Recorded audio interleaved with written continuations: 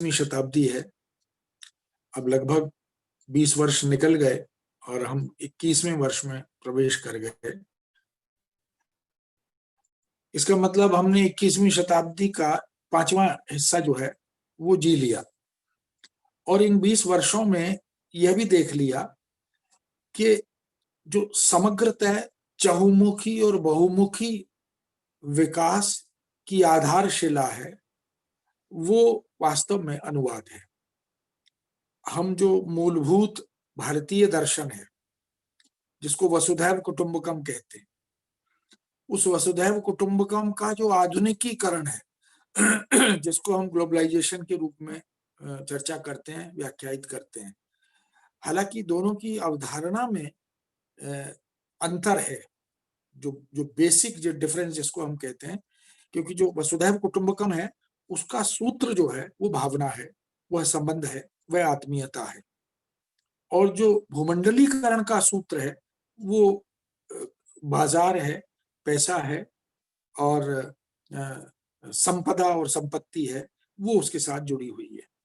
इन सबको ध्यान में रखकर अगर हम देखें तो इतना तो हमें समझ में आ रहा होगा, क्योंकि इन 20 वर्षों में हमने अनुवाद के विषय में यह तो देख लिया कि चाहे बात पुस्तक मेलों की हो, बड़े बड़े पुस्तक मेले हमारे यहाँ हर 2 साल में विश्व पुस्तक मेला लगता रहा, अब तो प्रतिवर्ष लगने की बात हो गई है 2-3 साल से।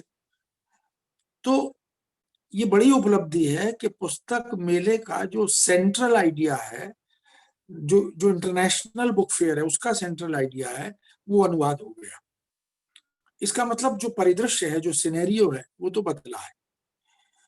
और क्यों ये बात मैं रेखांकित कर रहा हूं, क्योंकि लगभग 40 वर्षों से अनुवाद के कार्य से मैं जुड़ा हूं, शिक्षण प्रशिक्षण से, उसमें शोध से, उसकी निर्देशन आदि से जुड़ा हूं।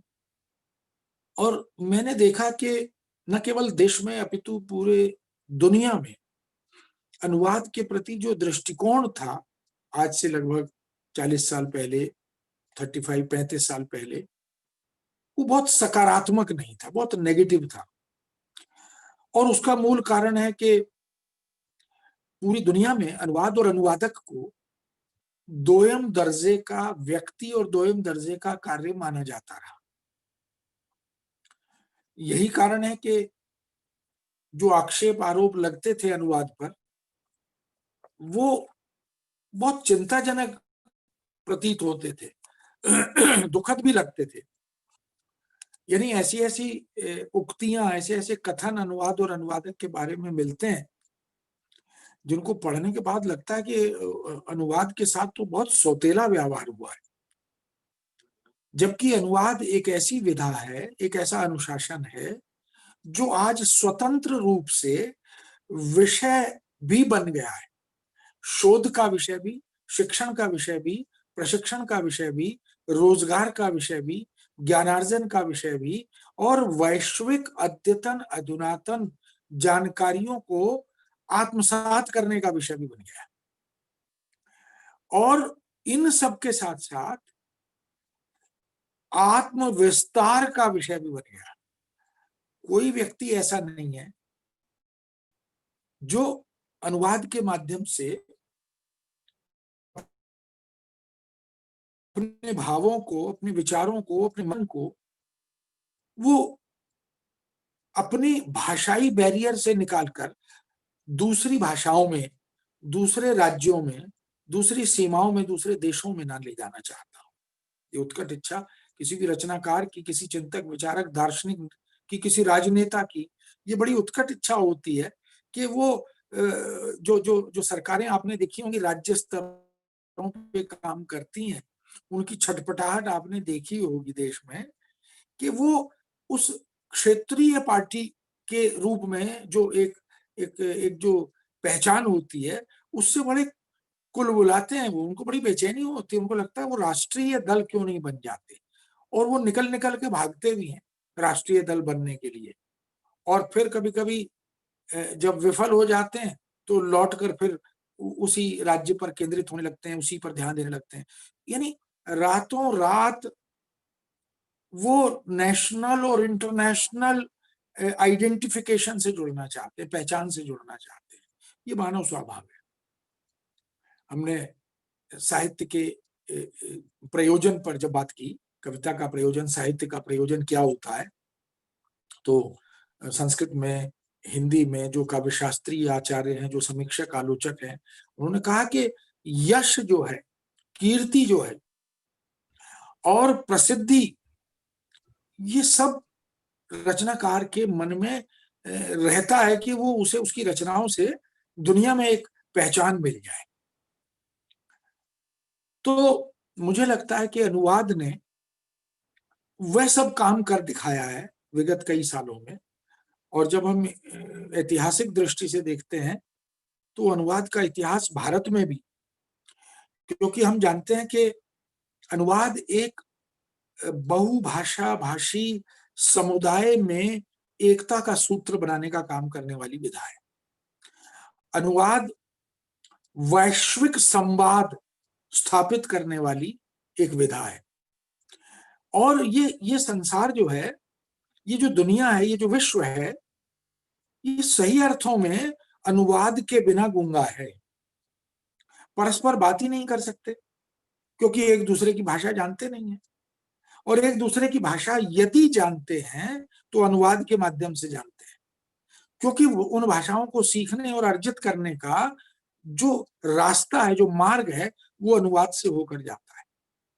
इसलिए अनुवाद को हम एक मल्टी डायमेंशनल ब्रिज के रूप में देखते हैं, एक बहुआयामी बहुदिशागामी सेतु के रूप में देखते हैं, जिसमें आवागमन निर्बाध गति से बिना किसी अवरोध के होता है। कोई रेड लाइट नहीं, कोई हर्डल नहीं, कोई स्पीड ब्रेकर नहीं, जहां से चाहो आओ, जहां चाहो चले जाओ। ये जो एक आपने नए जमाने में, नए युग में इस तरह के बहुत से पुल महानगरों में देखे हैं। दिल्ली में भी बहुत सारे ऐसे पुल हैं जहां 10-12 सड़कें एक दूसरे के ऊपर नीचे से क्रॉस कर रही हैं, कोई रेड लाइट नहीं है, जहां से चाहो आओ, जहां चाहो चले जाओ। तो ट्रांसलेशन ने हमें इस इंटरनेशनल सिनेरियो से जोड़ दिया। हम इस 70 साल की, 72 साल की आजादी में ये अनुभव कर सकते हैं, जो लोग जिन्होंने पिछले 30 साल, 20 साल, 25 साल, 40 साल देखे हैं, वो अनुभव कर सकते हैं कि वो जो बात मैथिली शरण गुप्त ने बहुत नकारात्मक भाव में, चिंतन के भाव में, चिंता के भाव में कही थी, हम कौन थे, क्या हो गए और क्या होंगे अभी, आओ बैठे विचारें ये समस्याएं सभी। लेकिन हमने अनुवाद के माध्यम से ग्रेजुअली संसार को, समाज को, साहित्य को, संस्कृति को, भाषा को बदलते हुए देखा है। ये जो मॉडर्नाइजेशन जिसकी हम बात करते हैं, ये केवल व्यक्ति का नहीं होता, ये केवल हमारे घरों का नहीं होता, हमारे समाज का नहीं होता, ये हमारी भाषाओं का भी होता है।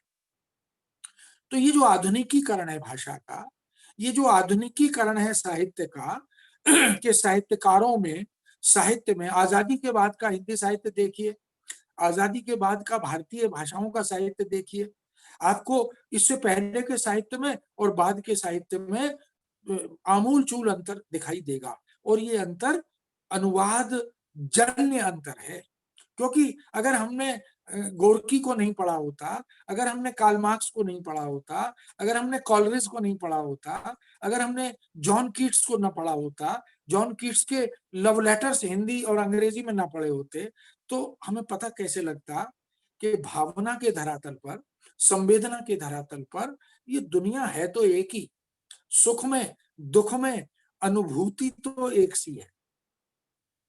लेकिन हमने न जाने क्यों इस समाज को भाषाओं के आधार पर, धर्म और जातियों के आधार पर बांट दिया है, विभक्त कर दिया है। अनुवाद उन सारे विभाजनों को समाप्त करके एक सूत्र में बांधने का, एक भावना में निबद्ध करने का काम करने वाली विधा है। ये बात हमारी समझ में अब आने लगी है। एक जमाना था जब ट्रांसलेशन इज ए सिन कहा जाता था, पाप, अनुवाद पाप है। जब बाइबल के ट्रांसलेशंस का वॉर लेवल पर एक अभियान चला, युद्ध स्तर पर एक अभियान चला, और पैसे के बलबूते धर्म प्रचार की ये लालसा, ये धर्म प्रचार की लालसा तो तब भी थी और आज भी है। हम आज भी अपने धर्म के प्रचार के लिए धन खर्चना चाहते हैं, जनबल को जुटाना चाहते हैं और तमाम तरह की ऐसी सुविधाएं उसमें लगाना चाहते हैं। लेकिन अनुवाद कोई केवल दो भाषाओं के ज्ञान का खेल नहीं है। यहाँ तो ऐसे सैकड़ों लोग हैं, हजारों लोग हैं, लाखों लोग हैं जो दो से अधिक भाषाएं जानते हैं। और भारत का प्रत्येक नागरिक तो जन्मजात अनुवादक है इस दृष्टि से, क्योंकि कोई नागरिक हो देश का वो दो भाषाएं कम से कम जानता है। एक उसकी मातृभाषा जो उसे बाई बर्थ माँ से गिफ्ट में मिली है, संस्कार के साथ मिली है जन्म से, और एक वो जो यहाँ आकर समाज में सीखता है, जो उसे सामाजिक बनाती है, जिसको हम लिंक लैंग्वेज कहते हैं, जिसे हम संपर्क भाषा कहते हैं। ये वो भाषा समाज से अर्जित करता है, उसे कमानी पड़ती है जन समुदाय से मिलने के लिए, बात करने के लिए, संवाद स्थापित करने के लिए। क्योंकि ये जरूरी नहीं है कि मेरे अड़ोसी पड़ोसी, मेरे ऊपर नीचे रहने वाले लोग जो हैं वो मेरी भाषा वाले लोग हों, लेकिन हम मल्टीलिंगुअल हैं, फिर भी हम सब में एक संवाद बनता है। हम सब में संवेदना के धरातल पर सुख में दुख में शामिल होने की स्थितियां बनती हैं और हम अपनी संवेदनाओं को अभिव्यक्त करते हैं, संचरित करते हैं। इस पूरे का क्रेडिट जो है वो अनुवाद को जाता है, क्योंकि हम सोचते अपनी भाषा में, संरचना अपनी भाषा में बनाते हैं और फिर व्यक्त हम सामने वाले को ध्यान में रखकर उसकी भाषा में करते हैं जो उसे आती है। मेरी भाषा उसे नहीं आती और उसकी भाषा मुझे नहीं आती, लेकिन फिर भी हम दोनों के बीच में एक सेतु, एक ब्रिज बनता है, एक पुल बनता है और वह बनाने का कार्य करती है, जिसको हमने संविधान में लिंक लैंग्वेज कहा है, जिसको हम संपर्क भाषा कहते हैं। तो इस पूरे देश को, ये जो 29 राज्यों का देश है, और जो जॉर्ज ग्रियर्सन ने 1918 में लिंग्विस्टिकल सर्वे में ये कहा कि ये 1618 भाषाओं, बोलियों, उपबोलियों, उपभाषाओं का देश है। इन सारे मल्टीलिंगुअल सोसाइटी के रेजिडेंट्स को, यहाँ के निवासियों को, यहाँ के नागरिकों को जब हम आपस में मिलते जुलते बात करते हुए देखते हैं, एक दूसरे की संस्कृति में शामिल होते देखते हैं, हम विवाह में भी जाते हैं, सुख दुख में भी शामिल होते हैं, हम वेशभूषा का भी एक आदान प्रदान करते हैं, हम खान पान का भी आदान प्रदान करते हैं। कौन सा भारत का राज्य है जहाँ इडली डोसा और वड़ा और ये जो साउथ के, जो दक्षिण के जो खाने हैं, ये नहीं खाए जा रहे? कौन सा भारत का राज्य है जहां पर पर्व और उत्सव हम राष्ट्रीय स्तर पर एक दूसरे में शामिल नहीं होते, खुशी में, सुख में, दुख में? इसका मतलब इसका जो बैकबोन है, इसकी जो रीढ़ की हड्डी है, वो अनुवाद है, बस वो दिखाई नहीं देती। तो मित्रों, ट्रांसलेशन इज ए सिन से चले थे, अनुवाद पाप है, और इसलिए चले थे क्योंकि अनुवादकों को क्रेडिट नहीं मिलता था, श्रेय नहीं मिलता था अनुवाद करने का। उनका नाम नहीं जाता था किताब पर कि ये अनुवादक है। वो ऑथर कहता था ये मेरी किताब है, इस पर किसी और का नाम क्यों जाएगा। वो कहता था पैसे लो अनुवाद करने के, लेकिन नाम नहीं दूंगा। ये सैकड़ों साल ये इतिहास देख सकते हैं हम देश विदेश में। और उससे अनुवादक को बड़ी सुविधा थी कि जो चाहो जैसा चाहो अनुवाद करो और पकड़ा दो और अपना पैसा लो और रास्ता नापो। परिणाम ये हुआ कि बाइबल के ट्रांसलेशन जब कराए गए पैसे के बलबूते पर, तो पात्र अपात्र का विचार नहीं किया, टेक्निक ऑफ ट्रांसलेशन आती है कि नहीं इसकी चिंता नहीं की। इसीलिए हम आज देश में चिंता कर रहे हैं कि देश में जो भारत का इतिहास है, जो भारत की संस्कृति है, उसके साथ खिलवाड़ हुआ है। क्यों? क्योंकि पॉलिटिक्स ऑफ ट्रांसलेशन, इसने देश की छवि को विश्व के मंच पर धूमिल किया। वरना ये देश जो दुनिया की संस्कृति को समृद्ध करता रहा, पुष्ट करता रहा, भाषाई संस्कृति को, संस्कृत ने सैकड़ों देशों को शब्द संपदा दी, व्याकरण दिया, और संस्कृत की कालजयी रचनाओं के आगे जो दुनिया आज नतमस्तक है, उस दुनिया को ये बता दिया गया उन अनुवादकों द्वारा जो विदेशी थे। हमारे यहाँ तो लोगों को उस तरह से अंग्रेजी विधिवत आती नहीं थी, ये तो काम चलाऊ अंग्रेजी आती थी। और दुर्भाग्य तो इस देश का ये है कि अंग्रेजों ने हम पर 150 साल राज किया। उससे पहले मुगल काल में मुगल शासक राज करते रहे, और मुगलों ने देश की भाषा फारसी बना दी, पर्शियन, उर्दू, अरबी के साथ मिलाकर काम चलता रहा। और अंग्रेज जब काबिज हुए तो अंग्रेजी को राजभाषा बना दिया, ज्ञान की, विज्ञान की भाषा बना दिया, शिक्षा की, दीक्षा की भाषा बना दिया। तो हम जो अंग्रेजी 70 साल से ढो रहे हैं अपने कंधों पर, ये अंग्रेजी न तो विधिवत व्याकरण सम्मत अंग्रेजी है, न शुद्ध और मानक अंग्रेजी है। ये तो हम टूटी फूटी, गलत शलत, भ्रष्ट अंग्रेजी में इस देश को चला रहे हैं, क्योंकि सबको उतनी आती है। किसी अंग्रेज, जो अंग्रेजी दास संस्कृति का व्यक्ति हो, जो हमारे यहाँ भी है 5-10%, वो जब भारतीयों की सही अर्थों में अंग्रेजी फाइलों में देखते हैं, कॉपियों में देखते हैं, रजिस्टर्स में देखते हैं, नोटिंग ड्राफ्टिंग में देखते हैं, तो हमें लगता है कि हम कॉपी मार मार के पुरानी फाइलों से नकल कर करके पुराना ड्राफ्ट देखो और बना लो, उससे चला रहे हैं। यही मौखिक अंग्रेजी की स्थिति है हमारे यहाँ। जो नए बच्चे जो हैं, नई पीढ़ी के युवा वर्ग, ये जिस अंग्रेजी का और जैसी अंग्रेजी का इस्तेमाल करते हैं, हम और आप सब जानते हैं। तो मेरा कहना यह है कि जो अंग्रेजी हमें विरासत में मिली, उस 70-72 सालों में, आजादी के बाद के, हमने ये नहीं सोचा कि इस चोरी की अंग्रेजी से, भ्रष्ट और गलत अंग्रेजी से हमारी मौलिकता कुंद हो गई।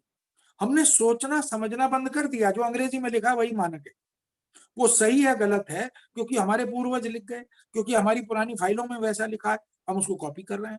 तो जो हिस्ट्री इस देश की लिखी गई, वो या तो जो राष्ट्र विरोधी दृष्टि थी, या जो विदेशियों ने लिखी।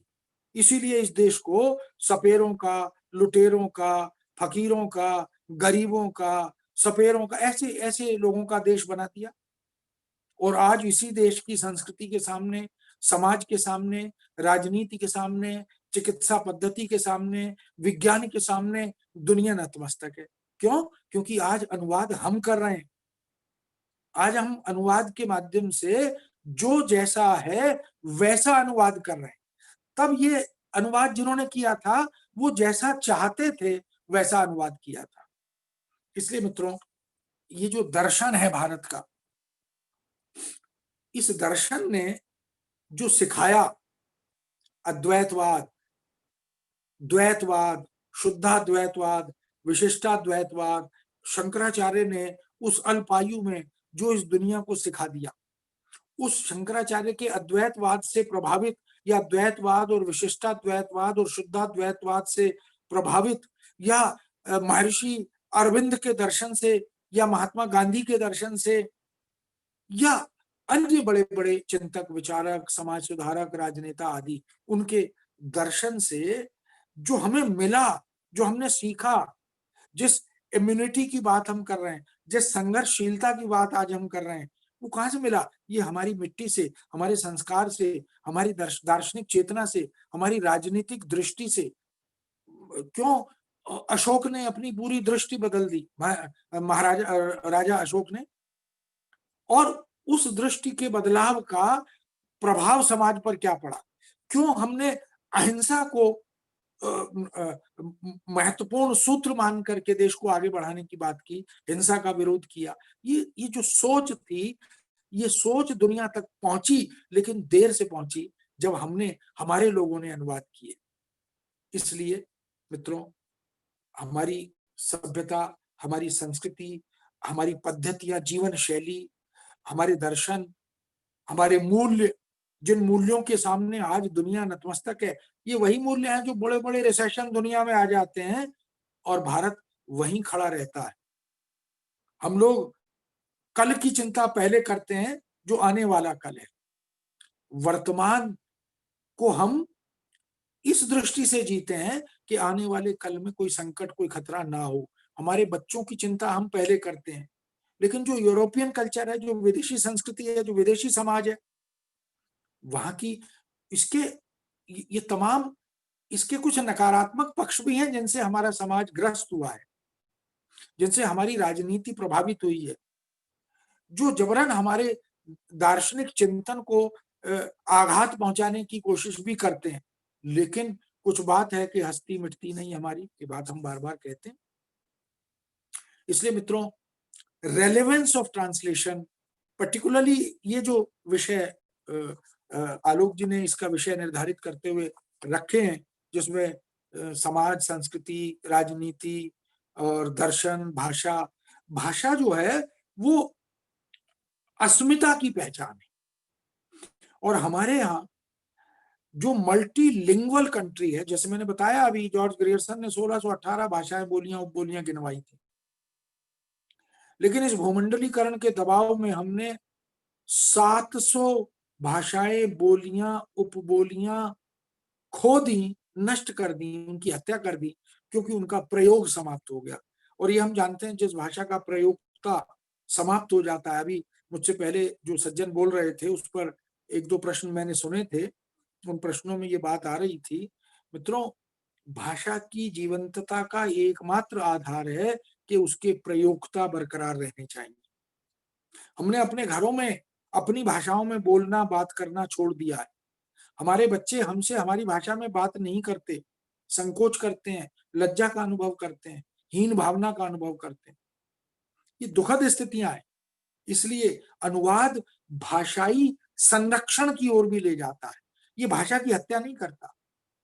ग्लोबलाइजेशन एक ग्राम, एक इकाई, एक भाषा, एक संस्कृति की वकालत करता है, एक बाजार की वकालत करता है। और हमारी संस्कृति मल्टी कल्चरल, मल्टीलिंगुअल होने के साथ साथ इसको अपनी ताकत मानकर चलती है। इसलिए आपको याद होगा, एक चिड़िया अनेक चिड़िया, बहुत सारी चिड़ियाएं लेकिन उन सब की एक चिड़िया, बहुत सारी नदियां लेकिन सब मिलकर एक समुद्र में आकर तिरोहित होती हैं और उनका आइडेंटिफिकेशन समुद्र के रूप में होता है। हम भाषाएं अलग हैं, जातियां अलग हैं, धर्म अलग हैं, लेकिन ये सब मिलकर एक हो जाते हैं भारत। ये किसने सिखाया? ये अनुवाद ने सिखाया। क्यों? क्योंकि जब हमने सुब्रमण्यम भारती को पढ़ा, जब हमने रविन्द्रनाथ टैगोर को पढ़ा, जब हमने दक्षिण भारत के बड़े बड़े जो पुरस्कार और सम्मान से सम्मानित रचनाकार, साहित्यकार, चिंतक, विचारक, उनको पढ़ा, तब हमें पता लगा कि बात चाहे बांग्ला की हो, बात चाहे तमिल, तेलुगु, मलयालम, उड़िया, गुजराती आदि की हो, मराठी की हो, हमने तेंदुलकर के नाटक देखे, हमने तमाम तरह के भारतीय साहित्यकारों को, हम पहाड़ की भाषाओं में लिखे हुए साहित्य को देखें, तो हमें यह लगता है कि संवेदना के धरातल पर तो कोई अंतर नहीं है। और ये किसने सिखाया? ये अनुवाद। अनुवाद पर काया प्रवेश की साधना है, दूसरे के शरीर में प्रवेश करने का एक मार्ग है, लेकिन अपने आप को बाहर छोड़कर। तो ये जो सूक्ष्म अंतरण है, सूक्ष्म पर काया प्रवेश है, ये भारतीय दर्शन की देन है।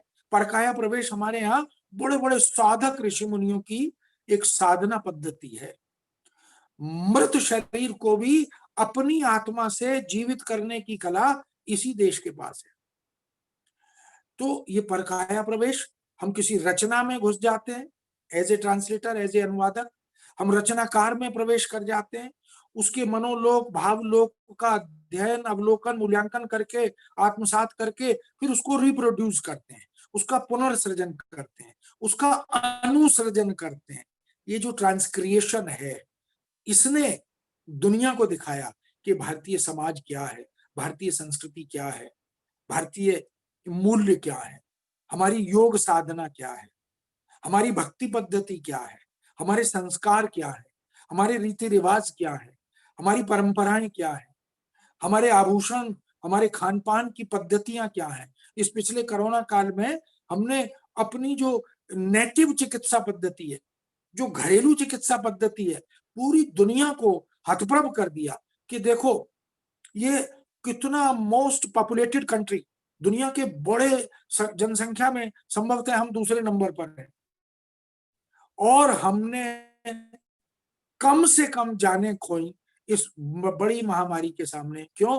क्योंकि हमने अपने जो पारंपरिक नुस्खे थे, जो हमारी दादी नानी, हमारे हमारे बुजुर्ग जो हमें देकर सिखा कर गए थे। आप लोग जानते हैं कि हमारे घरों में जो माँ होती है ना, जब माँ बनती है तो वो आधी डॉक्टर तो 2 साल में बन जाती है। छोटे बच्चे का लालन पालन करते हुए उसको पता लग जाता है कि खांसी में कौन सी दवाई देनी है, जुकाम में कौन सी देनी है। वो सारी दवाइयां रसोई में, किचन में होती हैं, उन्हीं से काम चलता है। ये किसने सिखाया दुनिया को? हमने सिखाया।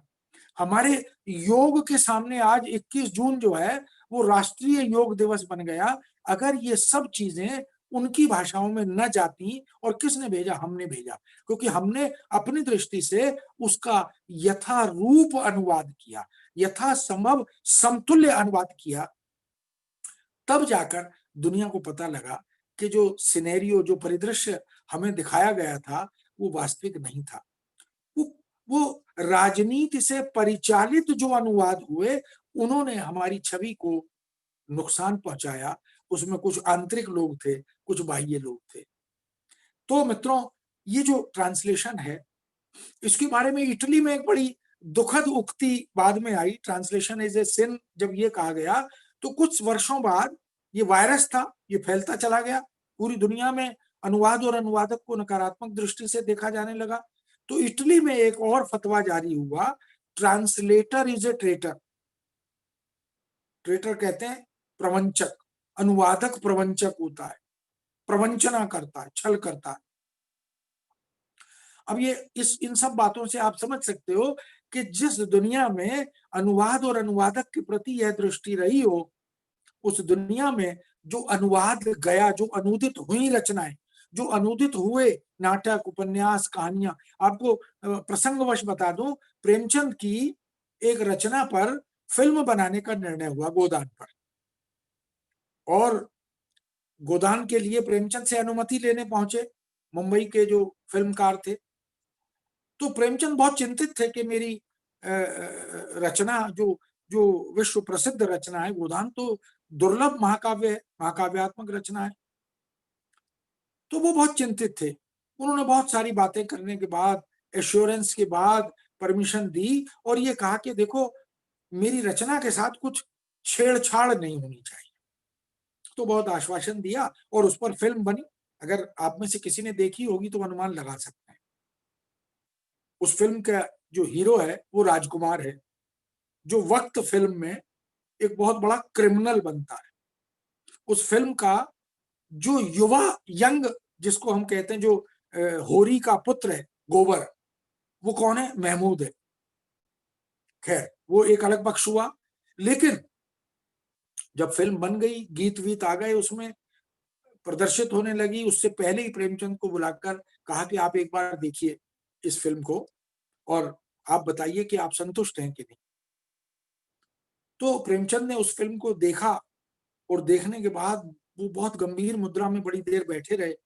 तो उनसे पूछा कि आप कोई टिप्पणी, कोई कमेंट करें। तो उन्होंने कहा कि मैं क्या टिप्पणी करूं, इस फिल्म को देखकर मैं कुछ कह भी नहीं पा रहा हूं, लेकिन इतना समझ में आ रहा है कि इस फिल्म में सब कुछ बहुत बढ़िया है, बस इसमें कुछ गायब है, तो वो प्रेमचंद और प्रेमचंद का गोदान गायब है। हम उसको बॉक्स ऑफिस ऑफिस पर हिट होने की, पैसा कमाने की फिल्म तो बना सकते हैं, लेकिन रचना की जो संवेदनात्मक धरातल पर जो आत्मा है, हम उसका अंतरण नहीं कर सकते। और अगर हम अंतरण करेंगे तो वो बॉक्स ऑफिस पर हिट नहीं होगी। बहुत प्रसिद्ध कहावत है, हालांकि बहुत लोगों को बहुत अच्छी नहीं लगती, लेकिन वो नायडा ने ट्रांसलेशन के बारे में ही कही है, वो किसी और के बारे में नहीं कही। कुछ लोग उसका व्यक्ति सापेक्ष अर्थ ले लेते हैं, वो ठीक नहीं है। उन्होंने अनुवाद के बारे में कहा है, if a woman is beautiful, she can't be faithful. If she is faithful, she can't be beautiful. अगर अनुवाद मूलनिष्ठ होगा तो बोधगम्य नहीं होगा, और यदि बोधगम्य होगा तो मूलनिष्ठ नहीं होगा। इसका मतलब है कि अनुवादक को कुछ छोड़ना पड़ता है और कुछ जोड़ना पड़ता है। सिद्धांत क्या है? ना छोड़ो ना जोड़ो, ये थ्योरी कहती है। लेकिन व्यवहार कहता है कि भाई, हम चाहते नहीं छोड़ना और जोड़ना, हम डेलिबरेटली ये सोचकर नहीं बैठते हैं बीइंग ए ट्रांसलेटर कि मुझे इसमें से ये छोड़ देना है, ये जोड़ देना है। लेकिन जो पॉलिटिक्स ऑफ ट्रांसलेशन हुई, वो सोच कर बैठे इसमें से क्या बदलना है, इसमें से क्या हटाना है, इसमें से क्या जोड़ना है। उसी से अनुवाद बदनाम हुआ, उसी से अनुवाद जाति बदनाम हुई। क्योंकि पॉलिटिक्स ऑफ ट्रांसलेशन, आजकल तो ये पॉलिटिक्स ऑफ ट्रांसलेशन भी एक सब्जेक्ट बन गया है, इस पर भी अध्ययन होने लगा है कि कैसे। आपने इसको अखबारों में देखा होगा, इस राजनीति को, अनुवाद की ये राजनीति रेडियो पर, टीवी पर, चैनल्स पर, अखबार में हम रोज देख रहे हैं। एक ही सिक्के के दो पहलू होते हैं, एक ही खबर को दो तरह से अलग अलग चैनल, अलग अलग अखबारें प्रेजेंट करती हैं। सरकार ने कोरोना से लड़ने की पूरी तैयारियां कर ली, ये एक दृष्टि है। और दूसरी कि कोरोना से नित्य प्रति लोग मर रहे हैं, जान गंवा रहे हैं, लेकिन सरकार अभी कुछ सकारात्मक नहीं कर पा रही, ये दूसरी दृष्टि है। तो ये जो पॉलिटिक्स है खबरों के या साहित्य के या राजनीति के तमाम तरह के संदर्भों को अनुदित करने की, ये घातक है और इससे नुकसान हुआ है हमें। इससे हमारे मनोभेद बढ़े। तो मित्रों, मतभेद होना कोई बुराई नहीं है, लेकिन मनभेद होना ये घातक है। और पॉलिटिक्स ऑफ ट्रांसलेशन से ये हुआ। तो जो ट्रेटर कहा, ट्रांसलेटर इज ए ट्रेटर, उसके मूल में जो भावना थी वो यह थी कि ये धोखा 3 स्तरों पर होता है। एक, रचना और रचनाकार के साथ, क्योंकि वो ये अपेक्षा करता है कि 100% वही टारगेट लैंग्वेज में जाना चाहिए जो मैंने सोर्स लैंग्वेज में लिखा है, 100%। जबकि ये it is next to impossible, ये हो ही नहीं सकता। क्यों नहीं हो सकता? क्योंकि एक ही पेट से पैदा होने वाले दो जुड़वा भाई, दो जुड़वा बहनें भी एक से नहीं होते। उनकी प्रकृति में, खान पान में, अभिरुचि में अंतर होता है। हमारे यहाँ तो नीति शास्त्र में कहा गया एक ही वृक्ष के कांटे भी 2 प्रकार के होते हैं, कुछ सीधे कुछ टेढ़े।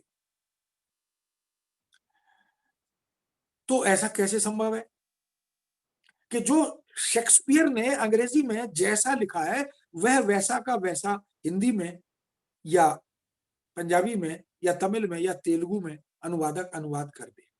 स्वयं शेक्सपियर भी अगर मल्टीलिंगुअल हो, बायलिंगुअल हो, 2 भाषाएं अच्छी जानते हो, वो भी एक भाषा के कथन को दूसरी भाषा में यथावत नहीं ला सकते।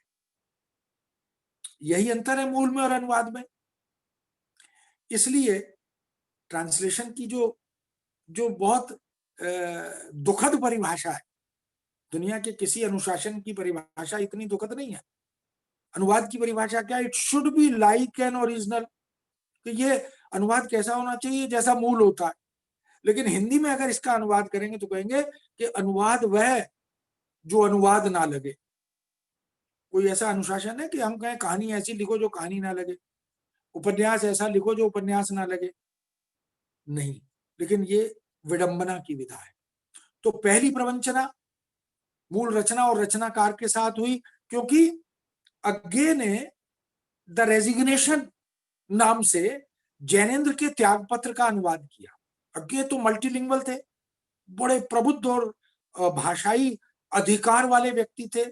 10 से ज्यादा भाषाओं पर उनका अधिकार था, ऐसा मिलता है। और अपने सबसे छोटे जापानी छंद हाइकू का अनुवाद उन्होंने खुद किया। जो हाइकू उन्होंने लिखे उनका अनुवाद उन्होंने खुद किया, और करने के बाद उन्होंने लिखा कि मैं संतुष्ट नहीं हूं, मैं वो बात इनमें नहीं ला सकता जो मैं हिंदी में ला सका हूं। यानी खुद रचनाकार अपनी रचना का अनुवाद यथावत यथारूप नहीं कर सकता। उन्होंने त्यागपत्र की भूमिका में लिखा जब अनुवाद किया द रेजिग्नेशन नाम से, कि मैंने अनुवाद तो कर दिया है पर मैं इस अनुवाद से संतुष्ट नहीं हूं। यदि मूल का आस्वाद लेना है तो मेरा परामर्श है कि जो हिंदी जानते हैं वो हिंदी में इस उपन्यास को जरूर पढ़ें, क्योंकि बहुत कुछ ऐसा है जो मैं नहीं कह पाया। बच्चन ने, हरिवंश राय बच्चन ने, जब रुबाइयात उमर खय्याम की रुबाइयां जो पर्शियन के लेखक थे उमर खैयाम, फारसी के, उनकी उस बड़ी विश्व प्रसिद्ध पुस्तक का अनुवाद हरिवंश राय बच्चन ने अंग्रेजी से हिंदी में किया। फिट्जजेराल्ड ने फारसी से अंग्रेजी में किया था, अंग्रेजी के विद्वान थे, बच्चन इंग्लिश के प्रोफेसर थे, उन्होंने इंग्लिश की किताब देखी, लाइब्रेरी से ली, पढ़े, बड़े अभिभूत हुए, उन्होंने उसका अनुवाद हिंदी में करने का संकल्प लिया, और फारसी आती नहीं थी, तो ये अनुवाद फारसी से हिंदी में नहीं हुआ, ये फारसी से अंग्रेजी में फिट्जजेराल्ड ने, और फिट्जजेराल्ड से हिंदी में, यानी अंग्रेजी से हिंदी में बच्चन ने। इसको हम कहते हैं इनडायरेक्ट ट्रांसलेशन, इसको हम कहते हैं वाया भटिंडा अनुवाद। और हमारे देश में ज्यादातर अनुवाद इनडायरेक्ट होते हैं, अधिकांश, क्योंकि सबको सब भाषाएं तो आती नहीं। और इसका एक प्रमाण टैगोर है। टैगोर ने स्वयं गीतांजलि का अनुवाद यदि अंग्रेजी में न किया होता तो दुनिया की भाषाओं में उसका अनुवाद नहीं होता, और दुनिया की भाषाओं में अनुवाद नहीं होता तो टैगोर को नोबेल प्राइज नहीं मिलता। लेकिन कटु सत्य यह है कि जो बंगला में लिखी हुई गीतांजलि है और जो अंग्रेजी में लिखी हुई गीतांजलि है और ट्रांसलेटेड है, और फिर अंग्रेजी से फ्रेंच में, जर्मन में, रशियन में, या इटली में, या और तमाम भाषाओं में अगर आप देखते चलेंगे तो अनुवाद से अनुवाद, अनुवाद से अनुवाद, अनुवाद से अनुवाद होते गए। लेकिन अब जब दो रचनाओं को सामने रखकर कंपेयर करेंगे, तुलना करेंगे, तो दोनों में जमीन आसमान का अंतर मिलता है।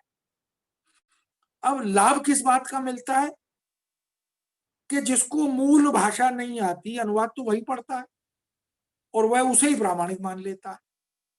असलियत तो तब पता लगती है जब दोनों को सामने रखकर हम तुलना करते हैं कि अनुवाद कितना ठीक हुआ, कितना गलत हुआ। वो अब हम कर रहे हैं जो वैश्विक परिदृश्य पर जो भारतीय समाज और संस्कृति के अनुवाद हुए, हमारे इतिहास के अनुवाद हुए, हमारे दर्शन के जो अनुवाद हुए, जो किए भी विदेशियों ने, जो प्रायोजित थे, स्पॉन्सर्ड थे, वो सब अब हम जब सामने रखकर देख रहे हैं तो हमें लग रहा है कि ये तो सुनियोजित तरीके से, षड्यंत्रबद्ध तरीके से ये अनुवाद किए और करवाए गए ताकि देश की छवि को, यहाँ की शिक्षा पद्धति को, यहाँ के संस्कारों को, यहाँ की भाषाओं को, यहाँ के साहित्य को वो हीन दिखा सके। असल में जब वटवृक्ष के सामने छोटे छोटे वृक्ष आते हैं ना, तो वो अपने को बहुत बौना महसूस करते हैं, इसलिए वो उसे क्रिटिसाइज करते हैं। ये तो मानव स्वभाव भी होता है। इसीलिए मित्रों, तो पहली प्रवंचना, जैसा मैंने कहा, और जो बात मैं उल्लिखित कर रहा था कि बच्चन ने जब मधुशाला के रूप में उसका अनुवाद किया तो प्रथम संस्करण की भूमिका में लिखा कि जब मैं अनुवाद करने बैठा तो मुझे लगा मेरे भीतर के साहित्यकार के पंख किसी ने काट दिए। वो उड़ना चाहता है लेकिन उड़ नहीं पा रहा, इसलिए मैं समझौता कर रहा हूं, कंप्रोमाइज कर रहा हूं। इसे आप अनुवाद माने तो न माने तो, जो भी है ये आपके सामने है। और वो जो मधुशाला है वह मित्रों रुबाइयात उमर खैयाम का विशुद्ध या मानक अनुवाद नहीं है। उसमें फिट्जजेराल्ड भी है, उसमें बच्चन भी है, बच्चन का कवि रूप भी है, बच्चन तो बड़े अच्छे कवि हैं, विश्वविख्यात कवि और गद्यकार हैं। उसमें बच्चन की क्रिएटिविटी, इसीलिए अनुसृजन, ट्रांसक्रिएशन, इसीलिए पुनर्सृजन, रिक्रिएशन, ये हुआ। हम जो रामलीलाएं देखते हैं अपने आसपास में, वो वाल्मीकि का और तुलसी का एकदम वास्तविक रूप थोड़ी होता है। वो तो उसमें अनाप शनाप कुछ चीजें जोड़ी जाती हैं, कुछ घटाई जाती हैं, कुछ बदल जाता है, और जिस रूप में वो आता है उसे हम सत्य मान लेते हैं। ऐसा होता नहीं। ये तो इवेल्युएशन ऑफ ट्रांसलेशन जब होता है ना, मूल्यांकन अनुवाद का, तब पता लगता है कि दूध का दूध और पानी का पानी क्या है। इसलिए मित्रों, समाज के और इन तमाम संदर्भों में जो हमने केंद्रीय विषय रखा, उससे ये पता लगता है कि क्यों अनुवाद को प्रवंचना या छल या धोखा या कपट कहा गया। इसलिए कह दिया क्योंकि अनुवादक चाहकर भी यथा रूप अनुवाद नहीं कर सकता, मूलवत अनुवाद नहीं कर सकता। ये कंसेप्चुअली दो अलग अलग अवधारणाएं हैं, दो अनुशासन है, और दूसरी प्रवंचना पाठक से करता है, क्योंकि पाठक उम्मीद करता है मुझे शेक्सपियर वो चाहिए जो अंग्रेजी में, और दुनिया का कोई आदमी स्वयं शेक्सपियर नहीं दे सकता, तो पाठक कोई और कैसे देगा। इसलिए हम अनुवादक से असंभव को संभव बनाने की अपेक्षा या उम्मीद तो कर लेते हैं, लेकिन ये नहीं जानते कि भाई ये काम हो नहीं सकता। इसीलिए तो कहते हैं जिसके पांव न फटी बेवाई वो क्या जाने पीर पर आई। जिसने जीवन में कभी अनुवाद किया ही नहीं है, वो जरा सी ये जो 1.5 इंच की जबान है ये हिला देते हैं कि क्या किया, अंग्रेजी में लिखा था आपने हिंदी में कर दिया।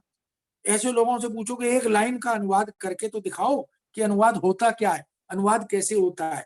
ये दूसरे के गर्भ को धारण करने की कला है, जो कि बहुत चुनौती भरी कला है, बहुत कठिन कला है।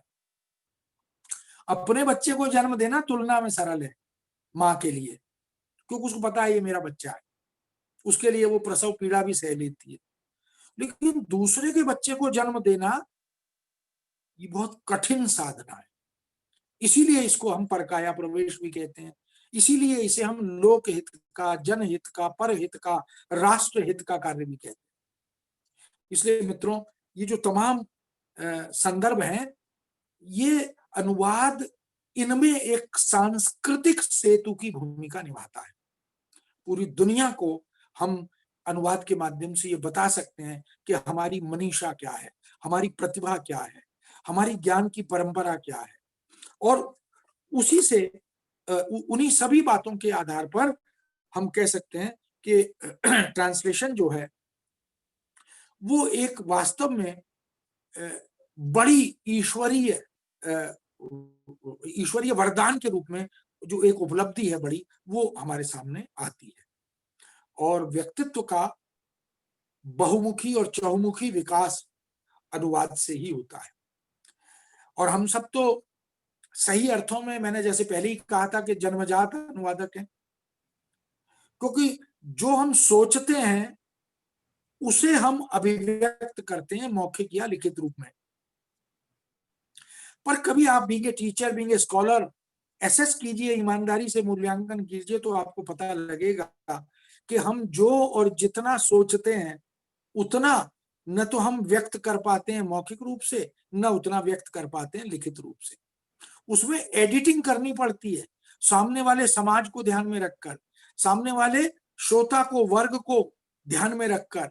बड़े के सामने बात रखनी है तो एडिट उसी ढंग से करते हैं, छोटे के सामने रखनी है तो उसी ढंग से करते हैं, शिक्षा के रूप में क्लास में बच्चों के सामने रखनी है तो हम उसी रूप में एडिट करते हैं। तो इसका मतलब ये जो प्रोसेस ऑफ ट्रांसलेशन है, ये जो कट एंड पेस्ट है, ये जो एडिटिंग है, ये साथ साथ चलती है। और इन सब बातों से ये बात हमारी समझ में आती है कि हम बाय बर्थ ट्रांसलेटर हैं। इसलिए भी आती है कि अक्सर हमारे माता पिता, हमारे गुरुजन, हमारे जो अग्रज हैं, वो कहते हैं कि देखो बेटा, सोच समझ कर बोलो। इसका मतलब सोचने समझने की एक भाषा है जिसे हम सोर्स लैंग्वेज कहते हैं, और बोलना एक दूसरी भाषा है, मौखिक या लिखित रूप में व्यक्त करना एक दूसरी भाषा है जो टारगेट लैंग्वेज है। तो सोर्स लैंग्वेज से टारगेट लैंग्वेज तक जाने के बीच की जो दूरी है, ये प्रोसेस ऑफ ट्रांसलेशन है, ये प्रक्रिया है। और ये इन सभी अनुशासनों में, क्योंकि अब तो उच्च शिक्षा में, अब तो नई शिक्षा नीति में अनुवाद को एक एक बैकबोन के रूप में स्वीकार कर लिया गया। अब तो कहा जा रहा है कि प्राथमिक शिक्षा सारी मातृभाषा में होगी। अब तो कहा जा रहा है कि उच्च शिक्षा में तमाम अनुशासनों में विकल्प उपलब्ध होगा कि आप हिंदी में पढ़ना चाहते हो कि मराठी में, कि गुजराती में, कि तमिल में, कि तेलुगु में। ये सब कैसे होगा? अनुवाद से होगा। किसी एक भाषा में ही तो पुस्तक या सामग्री तैयार होगी, फिर उसके अनुवाद होंगे। और अगर अनुवाद शुद्ध और मानक होंगे, ईमानदारी से होंगे, तो मित्रों हमारा जो भाषा का, समाज का, संस्कृति का, शिक्षा का जो रूप है वो बदल जाएगा। अब हमें समझ में आने लगा है कि जयशंकर प्रसाद ने ठीक ही लिखा था कि समझदारी आने तक यौवन चला जाता है। मनुष्य को जब अकल आती है तब तक शरीर में जान नहीं रहती है। ये 70-72 साल हो गए इस देश को, लेकिन समझदारी अब आ रही है कि अपनी भाषाओं का तिरस्कार, अपनी ही भाषाओं की उपेक्षा और अंग्रेजी दास संस्कृति से इस छद्म भारतीय संस्कृति का निर्माण कर रहे हैं हम, जो कि वास्तव में चिंता का विषय है। मित्रों, हमें अपने रूट्स को पहचानने की आवश्यकता है। हमारी जड़ें क्या हैं, हमारे संस्कार क्या हैं। हम अनुवाद के माध्यम से उनका परिरक्षण कर सकते हैं।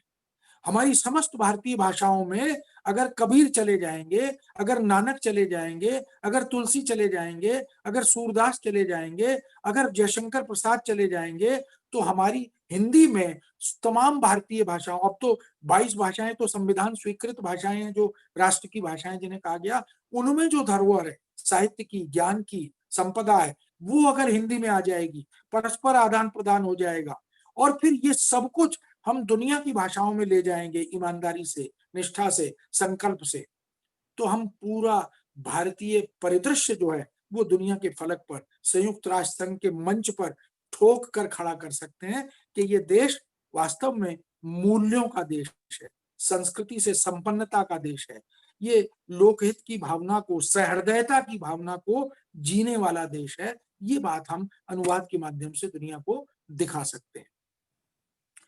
तो मित्रों, बहुत बड़ा विषय है, बहुत लंबी बात हो सकती है, लेकिन इस संदर्भ में बहुत सारी चर्चाएं अभी और हैं, हो सकती हैं, पर मैं यही कहूंगा कि भारतेंदु ने जो बात कही थी कि ये अंग्रेजी के पास अथाह ज्ञान समूह है, अंग्रेजी के पास अथाह ज्ञान समूह भारी है, किंतु हिंदी उस ज्ञान से वंचित है, यही अत्यधिक ख्वारी है। ख्वारी माने चिंता। तो क्यों है कि अंग्रेजी के पास दुनिया का ज्ञान है और हमारे पास नहीं है? क्योंकि हमने कभी अपनी भाषाओं को समृद्ध करने की दृष्टि से वह गंभीरता से सोचा ही नहीं, उस गंभीरता से जिससे सोचने की आवश्यकता थी। इसीलिए जो बात महावीर प्रसाद द्विवेदी ने सरस्वती पत्रिका का संपादन करते हुए एक एडिटोरियल में लिखी थी, एक संपादकीय में लिखी थी, जो विचारणीय है, आज भी उतनी ही प्रासंगिक है। उन्होंने लिखा था कि मेरा विरोध अंग्रेजी दां मानसिकता के लोगों से कदापि नहीं है। जो अंग्रेजी में लिखते हैं, पढ़ते हैं, बोलते हैं, सोचते हैं, इनसे मेरा कोई विरोध नहीं है। और वास्तव में जब हम हिंदी की और भारतीय भाषाओं की बात करते हैं, जब हम अनुवाद की बात करते हैं, तो हम अंग्रेजी के विरोध की बात नहीं करते। अंग्रेजी की लाइन बहुत लंबी है, ये हमें पता है। हिंदी की लाइन, भारतीय भाषाओं की लाइन बहुत छोटी है, ये भी हमें पता है। लेकिन दुनिया में कोई इरेजर ऐसा है जो अंग्रेजी की लाइन को मिटा दे? नहीं है। अब तो एक ही तरीका है कि इस लंबी अंग्रेजी की रेखा के सामने हिंदी की उससे भी लंबी रेखा खड़ी की जाए, ताकि वो रेखा अपने आप छोटी हो जाए। ये कब होगा? जब हम सोचेंगे अपनी भाषा में, हिंदी में, बोलेंगे हिंदी में, लिखेंगे हिंदी में। जब अटल बिहारी वाजपेयी प्रधानमंत्री थे, तो विज्ञान भवन से उन्होंने एक वाक्य बहुत सुंदर बोला था कि इस देश की विडंबना क्या है? इस देश की विडंबना ये है कि हिंदी की बात तो सब करते हैं, लेकिन हिंदी में बात कोई नहीं करता। जब तक हम और आप मिलकर हिंदी में बात नहीं करेंगे, हिंदी में काम नहीं करेंगे, तब तक इस अंग्रेजी की लंबी रेखा को हम कैसे छोटा कर देंगे? इसलिए द्विवेदी जी ने कहा कि मेरा विरोध अंग्रेजी दां मानसिकता के लोगों से कदापि नहीं है, मेरा विरोध तो उनसे है जो हिंदी की कीमत पर अंग्रेजी के पक्षधर हैं, at the cost of Hindi, जो अंग्रेजी को प्रमोट कर रहे हैं। उन लोगों को, अब जो असली बात है वो ये है, उन लोगों को मैं उसी दृष्टि से देखता हूं जो अपनी गुणवती मां का अपमान करके किसी रूपवती पर स्त्री के चंगुल में फंस जाते हैं। ये देश रूपवती पर स्त्री यानी अंग्रेजी के चंगुल में फंसा हुआ है, और हमारी जो गुणवती मां है, हमारी मातृभाषाएं, हमारी हिंदी, उसको हमने हाशिए पर डाल दिया है। हिंदी बोलने में लज्जा का अनुभव होता है। हम अपने बच्चों को घरों में डांट देते हैं, बेटा आंटी बोलो, बेटा अंकल बोलो, चाचा ताऊ मामा गायब हो गए। कुछ तो बच्चों की संख्या सीमित होने से गायब हो गए, 1 या 2, तो ना मौसी बची ना मामा बचा, और कुछ अंग्रेजी ने मार दिए। तो ये हमें सबको सोचना पड़ेगा कि हम देश को, आने वाली पीढ़ी को कहाँ ले जा रहे हैं। ये जो सारे संदर्भ हैं जो आलोक जी ने आज के इस विषय के रूप में और मूलतः इस पूरे एफडीपी प्रोग्राम का जो सेंट्रल आइडिया है उसके संदर्भ में, तो मुझे लगता है अगर हम अनुवाद के परिप्रेक्ष्य में विचार करेंगे तो आज बहुत जरूरत है कि हायर एजुकेशन में, ज्ञान विज्ञान में, विधि में, विज्ञान में, तकनीक में, प्रौद्योगिकी में, ये सारे क्षेत्रों में अगर हम अनुवाद को टूल बना लेंगे, शस्त्र बना लेंगे, उपकरण बना लेंगे, साधन बना लेंगे मित्रों, तो आने वाला जो समय है, आने वाले जो दशक हैं, वो भारत के सामने पूरी दुनिया को नतमस्तक होने के लिए बाध्य करेंगे। बहुत बहुत धन्यवाद आप सबका, शुक्रिया। समय थोड़ा सा मुझे लगता है मैंने ज्यादा ले लिया, लेकिन फिर भी अगर आप सबके सामने कोई प्रश्न हो तो आपका स्वागत है, अभिनंदन है। कई प्रश्न है सर। लीजिए शिवानी मैम, लीजिए, या कोयल जी लीजिए, नहीं तो मैं तो। सर आभार व्यक्त करते हुए, जितनी बार सुनती हूँ उतनी बार नया लगता है, और आलोक जी ने आपके परिचय में बहुत कुछ कहा। मेरा जो प्रिय वाक्य है आपके लिए कि आप बहुत छात्र वत्सल हैं, बहुत स्नेह से अपने छात्रों के प्रति बहुत स्नेह और लगाव रखते हैं, और उसी अधिकार से बहुत सारे ऐसे विद्यार्थी आपके जुड़े हुए हैं इस एफडीपी में। बहुत सारे प्रश्न आपके लिए हैं। जो पहला प्रश्न है वरुण कुमार वशिष्ठ जी का, वे लिखते हैं यूपीएससी के प्रीलिम्स में जिस प्रकार इंग्लिश को क्लिष्ट हिंदी में ट्रांसलेट करते हैं, और आज भी सुप्रीम कोर्ट और हाई कोर्ट में जो आदेश आते हैं अंग्रेजी इंग्लिश में आते हैं और हिंदी या मातृभाषा में मिलने में समय लग जाता है, क्या अनुवाद की यह असफलता नहीं है? नहीं शिवानी, अनुवाद या अनुवादक की असफलता नहीं है, ये व्यवस्था की असफलता है, ये व्यवस्था के संकल्प की असफलता है। हमारी व्यवस्था ने शुरू में एक एक्सक्यूज बना लिया था, 15 ये कि जब पहले प्रधानमंत्री थे पंडित नेहरू, उन्होंने संसद में जब डिबेट हुई कि हिंदी को राजभाषा बनाया जाए, तो उन्होंने कहा कि ये बताओ विकास चुनना है या भाषा चुननी है। अगर विकास करना है स्वतंत्र भारत का, तो अभी आपको अंग्रेजी की बैसाखियां पकड़नी पड़ेंगी, क्योंकि हिंदी में काम करना आता नहीं, हिंदी की शब्दावली नहीं है, हिंदी के वाक्य नहीं है, प्रयुक्तियां नहीं है, कोश नहीं है, तो ये तमाम सीमाएं तो थी।